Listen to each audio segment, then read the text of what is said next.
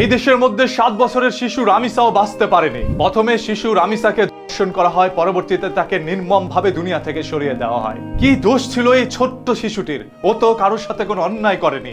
ওর বাবা সাংবাদিকদেরকে দেওয়া এক সাক্ষাৎকারের মধ্যে বলছিল, এই রাষ্ট্র আমার মেয়েকে ফিরিয়ে দিতে পারবে না, এই রাষ্ট্র ওদের বিচার পর্যন্ত করতে পারবে না, আমি প্রয়োজনে স্টেমের মধ্যে সবকিছু লিখা দিব, এই রাষ্ট্র কিচ্ছু করতে পারবে না।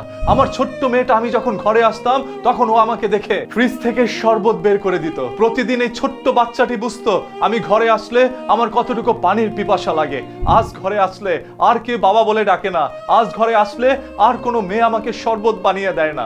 আমার রামিসা কি ভুল করেছিল? সেই নরপিশাচের দল তার আক্রোশ মেটানোর জন্যই আমার মেয়েকে নির্মমভাবে দুনিয়া থেকে সরিয়ে দেয়। প্রতিদিনের মতো করে আজও রামিসা স্কুলের উদ্দেশ্যে রওনা দিবে। তার মা সবকিছু প্রস্তুত করছিল। এমন অবস্থায় রামিসা নিচের দিকে যায় এবং তার বাসার 3 তলার একজন রিকশার মেকানিক তাকে ঘরের মধ্যে নিয়ে যায়। পরবর্তীতে তাকে ধর্ষণ করে, এরপর নির্মমভাবে তার শরীর থেকে মাথা করে তাকে দুনিয়া থেকে সরিয়ে দেয়। শরীরটা পড়ে থাকে এক মেঝেতে এবং মাথা পড়ে থাকে তার টয়লেটে। এই রামিসা কোনো অন্যায় করেনি, তার কোনো ভুলও নেই, তাহলে কেন তাকে নির্মমভাবে দুনিয়া থেকে সরিয়ে দেওয়া হলো? এই প্রশ্নের উত্তর আপনারা কেউ দিতে পারবেন না। এইভাবেই কথাগুলো বলছিলেন রামিসার বাবা। এই রাষ্ট্র যে আসলে পারবে না রামিসার বিচার করে দিতে, সেটা রামিসার বাবা স্ট্যামের মধ্যে লিখতে চেয়েছে। আর আপনারা যতই বিচার করেন, রামিসাকে কি পারবেন আমার কোলে আবারও ফিরিয়ে দিতে? আপনারা কেউ পারবেন না। আজ এই দেশের মধ্যে আপনি আমরা বসবাস করছি। আপনি বেঁচে থাকবেন কিনা সেটার কোনো নিশ্চয়তা নেই, আপনার সন্তান বেঁচে থাকবে কিনা সেটার কোনো নিশ্চয়তা নেই।